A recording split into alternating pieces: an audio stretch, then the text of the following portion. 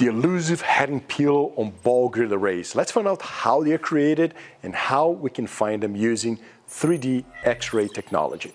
So much has been said and people talk about heading pillow all the time, but what exactly is how it's formed? So we thought we should share with you some really high-tech ways to do it. Actually, it's very low-tech with some Play-Doh, and then we're going to look at computer tomography, some really cool results. So let's start with this demonstration here. So what we have here is a BGA. So you can see we have a BGA and a pad of a BGA, and this is how a solder ball looks like. So when placed on the BGA, it's perfectly spherical, and as soon as we warm it up, we go through the refill process, this ball is going to collapse onto the pad just like this, creating this dome-shaped ball. Same thing is going to happen on the PCB side. When it's cold and when you place the solder ball, it's going to be spherical, and then as soon as you warm it up, it goes through the process, we end up with this dome-shaped solder on the PCB and on the BGA. So the whole process of assembling the BGA onto the PCB is doing exactly that. We're going to take our BGA and we're going to flip chip, assemble it into the PCB, just like that, right? And when we do that, what we expect is that the metallurgical process between both solders, the BGA and the PCB, will wet and create one solid piece of metal, right? But it doesn't happen all the time. Sometimes you have an oxidation layer between the two solders that create this heading pillow-shaped solder, as you can see here. And the problem with this assembly is that, well, sometimes you do have electrical connection between the pad and on the PCB and the BGA, but sometimes you don't. And you create this cold joint between the BGA and the PCB that from time to time I open and create an open circuit.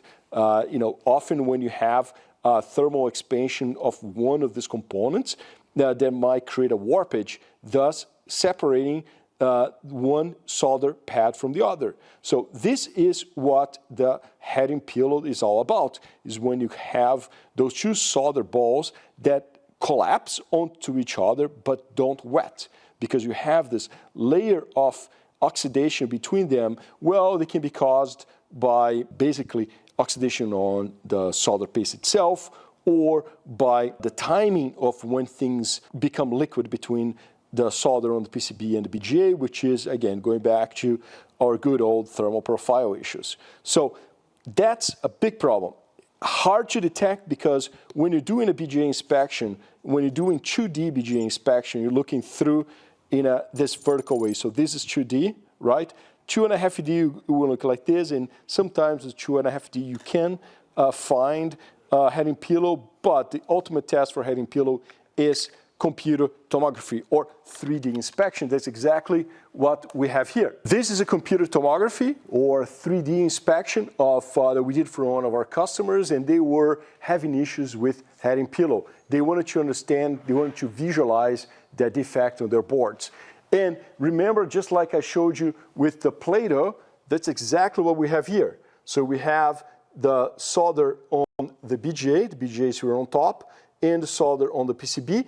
And on here, you can see what it should look like, a nice, uniform, solid solder ball between the BGA and the PCB. Here, unfortunately, there was a cold joint between one and the other, creating this separation between the solder on the PCB and the solder on the BGA.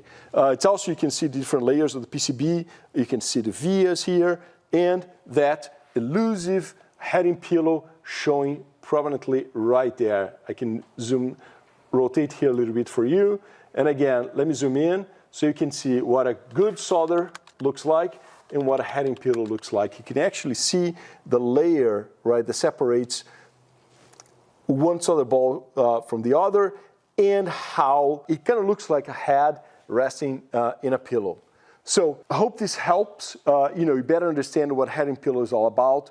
How to avoid it? Well, take a look at solder pastes. Take a look, make sure you have enough solder on both sides if you're applying solder paste onto the PCB, that you have enough solder there to create a nice gap and that the flux, you have enough flux on the solder paste to break through the oxidation layer so that both sides can wet and become one piece of metal to create a solid, uniform, and reliable connection. If you have more questions or want to get a better understanding of how this works, how you can look for head and pillow using different X-ray modalities, 2D, 2.5D, or 3D like this one, give us a call. We're always happy to help, always happy to entertain your questions, suggestions, etc.